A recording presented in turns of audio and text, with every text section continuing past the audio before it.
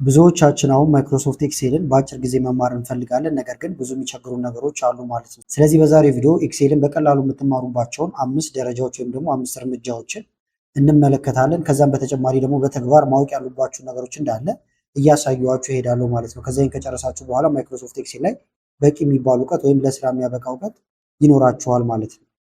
ከመጀመራችን በፊት ግን ለቻናሉ አዲስ ናችሁ ሰብስክራይብ፣ እንደዚሁም ይህን ቪዲዮ ላይ ከማድረግ ብትጀምሩ ቻናሉ ትደግፋላችሁ። አዳዲስ ቪዲዮም ስለቅ ቶሎ ይደርሳችኋል። አሁን በቀጥታ ወደ ዛሬው እንሄዳለን። ስለዚህ ዋና ዋና ሀሳቦችን ፓወርፖይንት ላይ ያሳያችኋለሁ፣ በተግባር ደግሞ ኤክሴል ላይ እያየን እንሄዳለን ማለት ነው። መጀመሪያ ኤክሴልን ለምን እንደምንማረው ማወቅ ይኖርብናል ማለት ነው። አንደኛ ስራችንን ከምታስቡት በላይ ነው የሚያቃልለው። ስለዚህ በ10 እጥፍና ከዛም በላይ ሊያቃልልላችሁ ይችላል። በተጨማሪም ደግሞ የተደራጁ ሪፖርቶችን ለማቅረብም ኤክሴል ወሳኝ ነው ማለት ነው። በስራ ቦታ ላይም ኤክሴልን ከቻላችሁ ተመራጭ ያደርጋችኋል ወይም የስራ ዕድል ይፈጥርላችኋል ማለት ነው። ስለዚህ ዋና ዓላማችን የሚሆነውን ከጀማሪነት ወደ ባለሙያነት በትንሽ ጊዜ መሸጋገር ይሆናል ማለት ነው።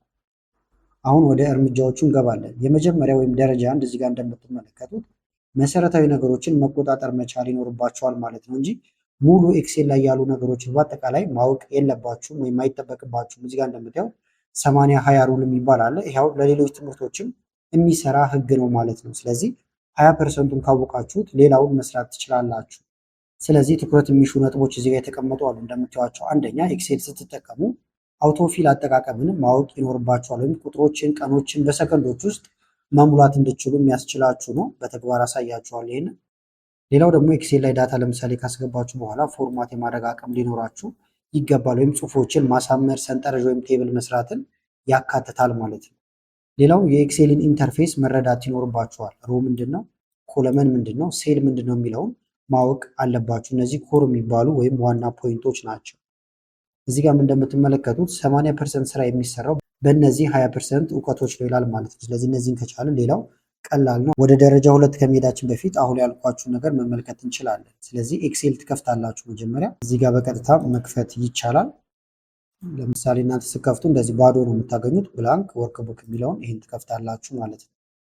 ኢንተርፌስ የምንለው ይህ አጠቃላይ እዚህ ጋር የምትመለከቱትን ነገር ነው ማለት ነው። ስለዚህ እዚህ ላይ ያሉ መሰረታዊ ነገሮች መጀመሪያ ማወቅ ይኖርባችኋል። እዚህ ጋር አሁን ዙም እያደረግኩኝ ነው። ማሳነስ፣ ከፍ ማድረግ እንደዚህ ትችላላችሁ፣ እንዲታያችሁ ነው። ከዛ እነዚህ ቋሚዎቹ እንዳለ ኮለመን ናቸው። እነዚህ ማወቅ አለባችሁ። ወደ ጎን ደግሞ እንደዚህ የተጋደሙት ሮ ይባላሉ ማለት ነው። እያንዳንዷ ክሊክ የምናደርግባት ነገር ደግሞ ሴል ተብላ ትጠራለች። አሁን ሴሎቹን እየነካው ያለሁት የሴሎቹ ስም ደግሞ እዚህ ጋር አለላችሁ ማለት ነው። ከዛ እዚህ ጋር ያሉትን ነገሮች እየሰራችሁባቸው ቀስ እያሉ የሚመጡ ናቸው። ዳታችሁን ለመመዝገብ አሁን አንድ ቦታ ክሊክ እያደረጋችሁ መጻፍ ነው። ለምሳሌ እዚህ ጋር የምመዘግቡት ነገር ካለ ትጽፋላችሁ። እንደዚህ ወደ ቀጣዩ ትሄዳላችሁ። እንደዚህ እየጻፋችሁ መሄድ ይቻላል። በትክክለኛ ዳታ አሳያችኋለሁ። ኢንተር እያላችሁ ወደታች እንደዚህ መውረድ ይቻላል ማለት ነው። ስለዚህ ይሄን አሁን ላጥፋውና እዚህ ጋር የገባ ዳታ አለ ወይም የተመዘገበ ዳታ አለ። ትንሽ ከፍ አድርገው እንዲታያችሁ አሁን ይህንን ክሊክ እያደረጋችሁ በዚህ መልክ ጻፋችሁት ብለን እናስብ። ከዛ አንደኛው ፎርማት ማድረግ መቻል አለባችሁ ብለናል። ፎርማት ማድረግ ማሰማመር ማለት ነው። ለምሳሌ ከላይ ያለው ይሄ እንደዚህ እንደምታዩት ሄዲንግ ነው ወይም ደግሞ እንደ ርዕስ ነገር ስለሆነ ቦልድ ብናደርገው እንምረጠው። መጀመሪያ ለመምረጥ ክሊክ አድርጋችሁ እዚህ ጋር እንደዚህ ስጎትቱ ይመረጣል። ሆም አለላችሁ እዚህ ጋር እዚህ መታችሁ ከዛ ቦልድ ብታደርጉት ጎላ ብሎ ይታያል። እንደዚህ መቀባት ከፈለጋችሁም እዚህ ጋር መታችሁ ባክግራውንዱን ይሄን ብነኩት እንደዚህ ይቀባል። ሌላ አይነት የምትፈልጉት ከለሮች ካሉ እንደዚህ ያደርጋችሁ ትመርጣላችሁ።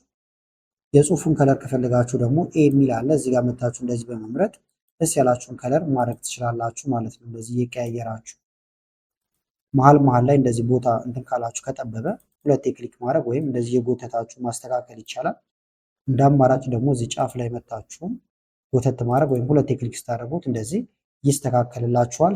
ሌላው ደግሞ አውቶ ፊል ነው ወይም አውቶማቲካሊ ፊል እንዲያደርግላችሁ። ለምሳሌ እዚህ ጋር ጃንዋሪ፣ ፌብሩዋሪ፣ ማርች፣ አፕሪል እያለ ይቀጥላል። ሌላውን ወደታች እንዲሞላው ከፈለኩኝ እዚህ ጫፍ ላይ መተን እንደዚህ ብንጎትተው ይሞላልናል ማለት ነው። ወይም እናንተ እዚህ ጋር መታችሁ ለምሳሌ መንዴይ ብላችሁ ብትጽፉለት እንደዚህ ከዛ በኋላ ከስር መታችሁ ብትጎትቱ ራሱ መንዴይ ቱስዴይ እያለ ይቀጥላል እንዳለ። ለምሳሌ ደግሞ በካፒታል ሌተር ብጽፈው እንደዚህ መንዴይ ብዬ ከዛውን ብጎትተው ሌሎቹንም እኔ በጀመርኩለት ፎርማት ነው የሚቀጥለው ማለት ነው እንደምታዩት። ባጫጭሩ ደግሞ እንዲያደርገው ከፈለኩኝ ለምሳሌ ኤምኦኤን ብቻ ላድርገውና ይሄን እንደዚህ ኤምኦኤን ወይም መንዴይ ባጭሩ እንደዚህ ብታደርጉት በጀመራችሁት ፓተርን ነው የሚቀጥለው።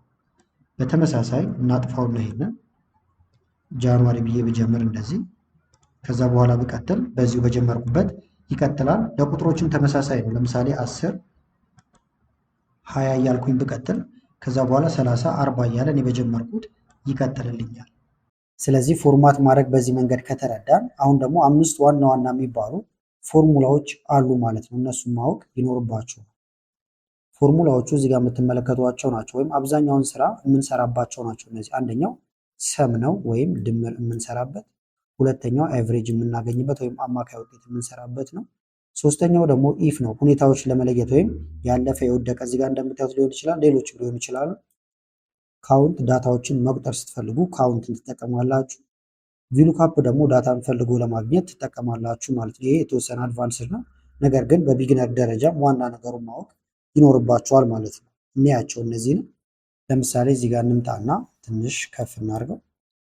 የመጀመሪያው ሰም ነው ብያችኋለሁ፣ ወይም መደመር ነው። ለምሳሌ እዚህ ጋር ማትስ 50 ይዟል፣ እንግሊዝኛ ደግሞ 50 ይዟል። ድምር ደግሞ ከመቶ ፈልገን ነው። እናንተ ግን እዚህ ጋር ማትስም ከመቶ እንግሊዝኛም ከመቶ ሊያዝ ይችላል። ዋናው አሁን እንዴት አድርገን መደመር እንደምንችል እንድታውቁት ነው። ለመደመር እኩል ይሆናል ሰም ብላችሁ ነው የምጽፉት። ከዛ ቅንፍ ትነካላችሁ። መደመር የፈለጋችሁትን መምረጥ ነው። እንደዚህ ሸርተት ስታደርጉ መደመር የፈለጋችሁት እንደዚህ ይመረጣል።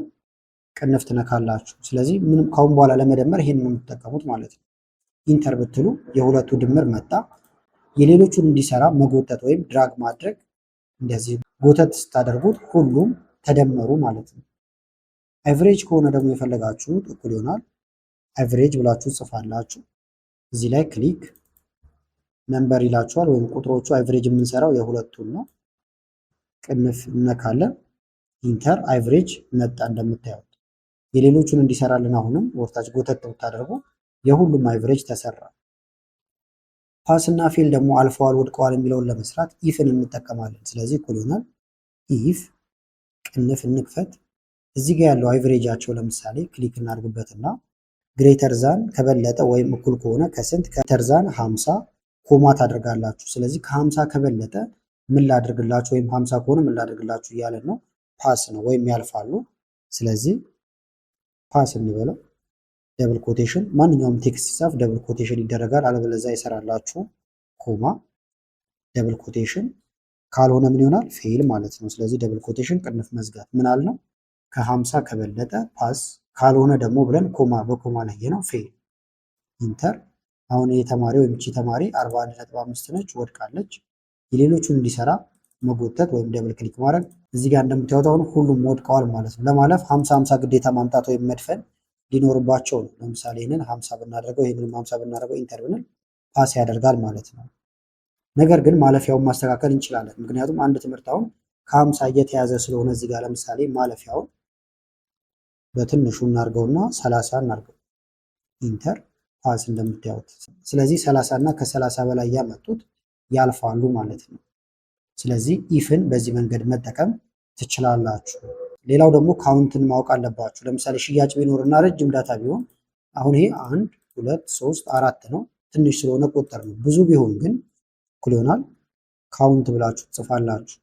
ከዛ እዚህ ላይ ክሊክ፣ የሚቆጠረው የቱ ነው? እዚህ ጋር መተን ይሄንን እንመርጣለን። ቅንፍ መዝጋት።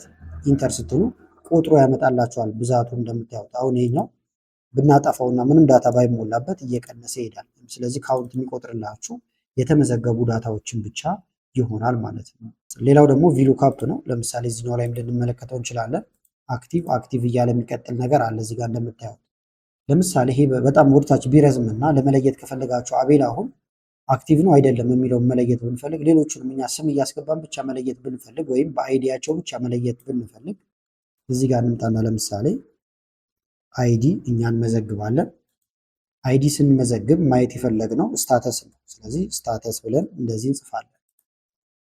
ስለዚህ አሁን አይዲ እዚህ ጋር ስመዘግብ እዚህ ጋር አክቲቭ እና ፓሲቭ የሚለውን እንዲያመጣልኝ ነው። ስለዚህ እዚህ ጋር ነው የምንሰራው። እኩል ይሆናል ቪሉካፕ። እዚህ ላይ ክሊክ እንዲታያችሁ ይህን ጠጋ ማድረግ ይቻላል ወደዚህ። ሉካፕ ቫልዩ የት ነው የምንጽፈው? እኛ እዚህ ጋር ነው ቁጥሮችን የምንቀያየረው። ስለዚህ እዚህ ላይ ክሊክ ኮማ ቴብል አሬ ወይም አጠቃላይ ቴብሉን ትመርጡለታላችሁ። ዳታውን ከየት ነው የማመጣው እያለ ነው። ስለዚህ ከላይ ሄዲንጉን ትተውትና ሙሉን ከዚህ ጀምራችሁ ያለውን እንዳለ እንደዚህ ትመርጣላችሁ። ፎርሙላው እዚህ ላይ አለ፣ ከዚህ ላይ ማየት ይቻላል። ኮማ ኮለመን ኢንዴክስ ወይም ማየት የፈለጋችሁት የትኛው ነው ይለናል። ስለዚህ ማየት የፈለግነው እኛ ስታተስ እንቆጥራለን ማለት ነው። ከዚህ ጀምረን ስታተስ ያለው ስንተኛ ላይ ነው? ኮለመን ኢንዴክስ ነምበር ስለሚል ይሄ 1 2 3 4 ስታተስ 5ኛ ላይ ነው። ስለዚህ 5 ቁጥርን እንጽፋለን። ኮማ ትሩ እና ፎልስ ይላችኋል። ኤግዛክት እንዲያመጣ ፎልስ የሚለውን ትነካላችሁ። ከዛ ቅንፍ መዝጋት ጨረስን ማለት ነው። ስለዚህ ቪሉካፕ ብለን ጻፍን። ይሁት እዚህ ጋር ፎርሙላውን ጂቱ ማለት እዚህ ጋር ነው እኛ የምናስገባው እንትኑ ቁጥሮቹ። ከዛ አጠቃላይ መረጥ ነው። ከዚህ ውስጥ ደግሞ ስታተስ ያለበት 5ኛው ስለሆነ 5ኛውን አደረግነው ኢንተር። ተመልከቱት አሁን ምንም አይነት ቫልዩ ስላላስገባው ነው እዚህ ጋር። ለምሳሌ አንድ ተማሪ መጣ አይዲ 101 ነው ቢለኝ ኢንተር ብል አክቲቭ እንደሆነ ይነግረዋል ወዲያው ማለት ነው። አንድ ሰው መጥቶ 104 ቢል ኢንተር አክቲቭ። ለምሳሌ ደግሞ እዚህ ጋር እንምጣና 103 ኢንተር። ተመልከቱት የ103 እዚህ ጋር ያለው አክቲቭ አይደለም ማለት ነው። እዚህ ጋር ደግሞ ለምሳሌ 105 ላስገባው 105 ኢንተር ሪዛይን አድርጓል እያለ ነው። ስለዚህ እዚህ ጋር በመቶዎች የሚቆጠሩ ዳታ ቢኖራችሁ እናንተ እዚህ ጋር ብቻ አዘጋጅታችሁ ሰርች እያደረጋችሁ የምትፈልጉትን ዳታ ማውጣት ይቻላል። ለምሳሌ ደግሞ ክፍያቸውን ከሆነ ማውጣት የፈለጋችሁት ይህን ኤዲት ማድረግ ብቻ ነው። ለምሳሌ እዚህ ጋር 5 ቁጥር ነበር ያለው። 5 ቁጥር ይሄኛው ስለሆነ ይሄ ሳለሪ ያለው ወይም መንዝሊ ሳለሪ ስንት ላይ ነው ያለው? 4 ቁጥር ላይ ነው። ስለዚህ ይህንን ብንቀይረውና 4 ቁጥር ብናደርገው ኢንተር ደሞዛቸው መምጣት ጀመረ ማለት ነው። ስለዚህ አንድ ሰው መጥቶ 101 ነው አይዲ ቢል ደሞዙ ይመጣል። 102 ኢንተር ብትሉ በዚህ መልክ ይመጣል። ዲፓርትመንታቸውን መለየት ከፈለጋችሁ ደግሞ እዚህ ላይ ክሊክ ብናደርግ አሁን ዲፓርትመንት ስንት ላይ ነው ያለው? ይሄ 5 ነበረ 4 3 ወደ ኋላ ማለት ነው። ወይም ከዚህ ጀምረን 1 2 3ኛ ላይ ነው ዲፓርትመንት ያለው። ስለዚህ ይህም ብቻ 3 እናደርገዋለን። ኢንተር ማርኬቲንግ ነው እያለን ነው። 105 ቢሆንና ኢንተር ብንል እንደዚህ ሴልስ እያለ ይቀጥላል። ስለዚህ ቪሉካፕን በዚህ መንገድ መጠቀም ትችላላችሁ። በተመሳሳይ ደግሞ እዚህ ጋር እናንተ ስም ማስገባትም ትችላላችሁ። ስም ስታስገቡ የምትፈልጉትን ነገር እንዲሰጣችሁ ማድረግ ይቻላል ማለት ነው። ወደ ቀጣዩ ከመሄዳችን በፊት ግን ሶርቲንግ እና ፍሊተሪንግም ኤክሴል ላይ ወሳኝ ስለሆኑ አይተናቸው መሄድ እንችላለን። ለምሳሌ ሶርት ምንድን ነው? በቅደም ተከተል ማስቀመጥ ማለት ነው። ለምሳሌ ይሄ በአልፋቤት እንዲቀመጥ ከፈለጋችሁ አንድ ቦታ ላይ ክሊክ ማድረግ ይቻላል። ከዛ ከላይ ዳታ የሚል አለ። እዚህ ጋር ኤ ቱ ዜድ ብትሉት ከኤ ይጀምራል። ዜድ ቱ ኤ ብትሉት ደግሞ ከዜድ ቤት ወይም ከትልቁ ይጀምራል ማለት ነው። በተመሳሳይ ደግሞ እዚህ ጋር በቁጥር ማድረግ ከፈለጋችሁ ኤ ቱ ዜድ ብንለውም 101 102 እያለ ይቀጥላል። ትልቁ አይዲ ከላይ እንደሆን ከፈለጋችሁ ዜድ ቱ ኤ መጠቀም ይቻላል። እንደ አማራጭ ደግሞ እዚህ ጋር መታችሁ ሆም ካላችሁ በኋላ እዚህ ጋር ለላችሁ ሶርት ኤንድ ፍሊተር ስሞለስት ቱ ላርጀስት እንደዚሁም ላርጀስት ቱ ስሞለስት እዚህ ጋር በእነዚህ መጠቀም ይቻላል። ፍሊተር ደግሞ የምትፈልጉትን ብቻ መርጣችሁ ማውጣት ከፈለጋችሁ ነው። ለምሳሌ ዲፓርትመንት እዚህ ጋር ልምጣና ላስገባበት። ከላይ ክሊክ እናድርግና ዳታ ፍሊተር በተን አለ። ይህን ትነካላችሁ። ማየት የምትፈልጓትን ብቻ እየመረጣችሁ ማየት ነው። ከዛ ለምሳሌ ፋይናንስ ብቻ ማየት ከፈለኩኝ እዚህ ጋር ሴሌክት ኦል ስትሉት ሁሉም ይጠፋል። ፋይናንስን ነው ማየት የፈለግነው። ኦኬ ብንለው ፋይናንስ ብቻ ይመጣል። ኤችአርን ብንጨምር ደግሞ ሁለቱ። ስለዚህ የምትፈልጉትን ፍሊተር እያደረጋችሁ ማየት ትችላላችሁ። ፍሊተር ለማስገባት ደግሞ ዳታ ጋር መሄድ ካልፈለጋችሁ እዚህ ጋር ሆም የሚል አለ። ለምሳሌ እዚህ ላይ ክሊክ እናድርግና ሆም ሶርት ኤንድ ፍሊተር ይላል። ከዛ እዚህ ጋር ፊልተር የሚለውን ይሄንን መንካት ትችላላችሁ። ከዛ የምትፈልጉትን ማየት ይቻላል። ለምሳሌ አክቲቮቹን ብቻ ማየት ከፈለግን እዚህ ጋር መተን እናጥፋውና አክቲቭ የሆኑትን ብቻ አሳየኝ ብንለው ኦኬ እንላለን። ስለዚህ ይሄንን ሪፖርት ማድረግ እንችላለን ማለት ነው። ስለዚህ እዚህ ጋር መሰረታዊ የሚባሉ ፎርሙላዎችን እና ሌሎች ቲፖችንም ተመልክተናል። ሶስተኛ ደረጃ ደግሞ የሚሆነው ምንድነው? ማይክሮሶፍት ኤክሴልን ለመልመድ ሾርት ከቶችን ማወቅ አለባችሁ። በተለይ ቀላል የሚባሉና መሰረታዊዎችን ማወቅ ግዴታ ነው ማለት ነው። ለምሳሌ ኮንትሮል ሲ፣ ኮንትሮል ቪ፣ ኮንትሮል ዜድ፣ ኮንትሮል ኤስ እና ኤፍ ፎርን ማወቅ ይኖርባቸዋል። ሌሎችም አሉ። እንደ መነሻ ግን እነዚህን ብታውቁ በጣም ጥሩ ይሆናል ማለት ነው። ለምሳሌ ይህንን እንዳለ ልመርጠው ከፈለኩኝ ኮንትሮል ኤ መንካት ትችላላችሁ። ኮንትሮል ኤ ማለት ሁሉንም ይመርጣል ማለት ነው። ኮንትሮል ሲ ስትነኩ ደግሞ ኮፒ ያደርግላችኋል። የምትፈልጉበት ቦታ ከሄዳችሁ ደግሞ ኮንትሮል ቪ ብትነኩ ፔስት ያደርግላችኋል ማለት ነው። ወደኋላ መመለስ ከፈለጋችሁ ደግሞ ኮንትሮል ዜድን ስትነኩ ወደኋላ እየመለሳችሁ ይሄዳል። ኮንትሮል ዋይን ስትነኩ ደግሞ ወደፊት አንዳንድ ስቴፕ እየጨመረ ወይም እየወሰዳችሁ ይሄዳል ማለት ነው። ስራችሁን ከጨረሳችሁና ሴቭ ማድረግ ከፈለጋችሁ ደግሞ ኮንትሮል ኤስን ስትነኩ ቀጥታ ከስር ሴቭ ያደርጋል። መጀመሪያውኑ ግን ሴቭ ካላደረጋችሁት ሴቭ አስጋና ያመጣችኋል ማለት ነው። ስለዚህ ስም ትሰጡታላችሁ እዚህ ጋር። ከዛ ሴቭ ብላችሁ ታስቀምጣላችሁ። ኤፍ4 ደግሞ ፎርሙላዎችን ሎክ ያደርጋል ብለናል። ለምሳሌ እዚህ ጋር ራንክ ብንሰራ ይህም በካፒታል ሊቀይረውና ራንክ አሁን በዚህ ነው መስራት የፈለግኩት። እኩል ይሆናል ራንክ ሙሉን መጻፍ ትችላላችሁ፣ ወይም ስጽፉ ይመጣል። ራንክ ይኸውና የማንን ነው የምንሰራው? የዚህን ክሊክ ከማጋን የሚወዳደረው ኮማ እናድርግና ከነዚህ ጋር አሁን ይሄ ሪፈረንሱ ሎክ ካልተደረገ በስርዓት አይሰራላችሁም። ስለዚህ ምን ታደርጋላችሁ? ከኪቦርድ ላይ ኤፍ4ን ትነካላችሁ። እንደምታዩት ኤፍ4ን ስትነኩ የዶላር ምልክት ይገባላችኋል። ቅንፍ ትዘጋላችሁ። ኢንተር።